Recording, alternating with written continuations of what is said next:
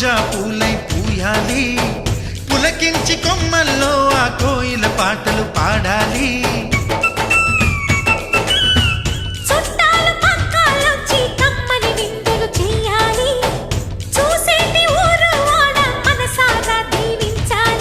నలుగురు కలిసి చేతులు కలిపి మన కలలన్నీ పండించాలి.